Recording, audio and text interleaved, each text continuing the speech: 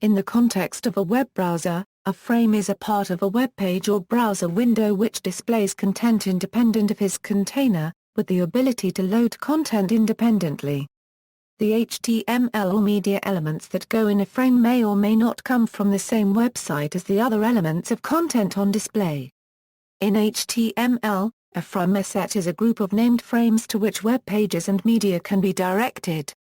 An iframe provides for a frame to be placed inside the body of a document. Since the early 2000s, the use of framesets has increasingly been considered obsolete due to usability and accessibility concerns, and the feature has been removed from the HTML5 standard. Syntax: the HTML 4.0 standard included two different forms of frame element, used inside a special frameset container, and the iframe element, used within the body of a document. In HTML 4.01, a document, which would normally contain a head and a body, may instead contain a head and a frameset.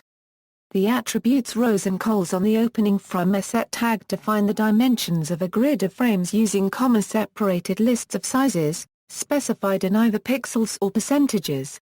Any row or column size may be replaced with an asterisk to indicate the remainder of the remaining screen space. Within the frameset, a series of frame elements describe the initial source documents for each frame in the frameset, as well as assigning them names for use as the target of links. The element may be included so browsers with frames disabled can display something to the user, as in this example. The iframe element is used in line within a normal HTML body, and defines the initial content and name similarly to the frame element. History: Netscape Navigator 2.0 introduced the elements used for frames in March 1996. Other browser vendors such as Apple with CyberDog followed later that year. At that time, Netscape proposed frames to the World Wide Web Consortium for inclusion in the HTML 3.0 standard. Frames were used to display and navigate early web apps, such as web chat sites and online magazines. Frames had the advantage of allowing elements to be displayed site-wide without requiring server features such as server-side includes or CGI support. These features were not common on early web servers accessible to the public. Early websites often used a frame at the top to display a banner which could not be scrolled away. These banner frames sometimes included the site's logo as well as advertising. XHTML, intended as a successor to HTML4, removed all frames in 1.1. The intended eventual replacement was xframes, which attempts to solve the problem of addressing a populated frameset through composite URIs.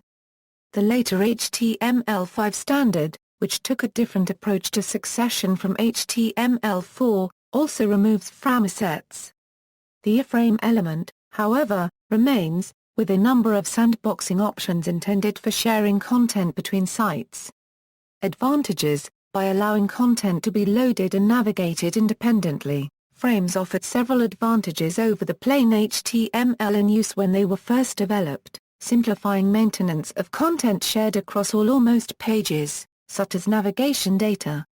If an item needs to be added to a sidebar navigation menu, the web page author needs to change only one web page file, whereas each individual page on a traditional non-frameset website would have to be edited if the sidebar menu appeared on all of them.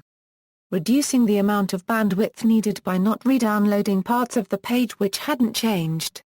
Allowing several pieces of information to be viewed side by side, with the ability for each section to be scrolled independently. This might include the side-by-side comparison of two pictures or videos, or two different ways to understand something, such as an independently scrolling page of text next to video, images, animation, 3D rotating objects, etc. Allowing footnotes or digressions to appear in a dedicated section of the page when linked to, so that the reader does not lose their place in the main text. Criticism: the practice of framing HTML content led to numerous criticisms, most centering around usability and accessibility concerns.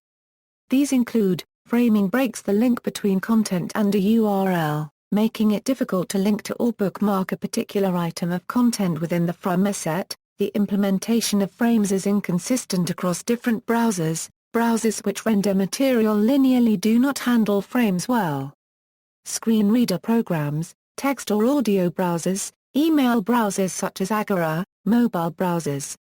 Framing causes a site to be difficult to index and is detrimental to search engine optimization.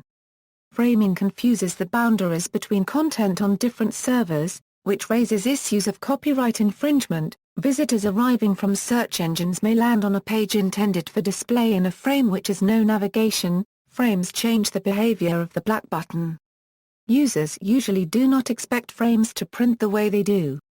External links on web pages which use frames may cause other pages to appear in the frameset, since the default behavior for a link is to load in the current frame if the author does not specify otherwise. This could be used by unscrupulous webmasters to make it appear as though content from another site was actually part of the site hosting the frameset. If the screen resolution or browser window size is too low, then each frame will have scroll bars which can look messy and uses up already limited space. Such behavior typically resulted more from bad site design, whereby not all frameset features were put into proper use. This behavior could be mitigated by disabling scrolling for smaller frames that typically didn't require a scroll bar. Using fluid design characteristics in target pages instead of fixed designs, so that the content wouldn't cause horizontal scroll bars in the first place. Large frames with no boundaries can be a security risk. A frame large enough can be used for phishing. Alternatives: as web technology developed, many of the purposes for which frames were used became possible in ways that avoided the problems identified with frames. Cascading style sheets allowed elements of a page to be scrolled independently or held on screen while other content is scrolled. Server-side includes and PHP includes allowed shared content to be edited once and automatically included into every page required on the server. As connection speeds increased, the extra bandwidth required became a lesser consideration.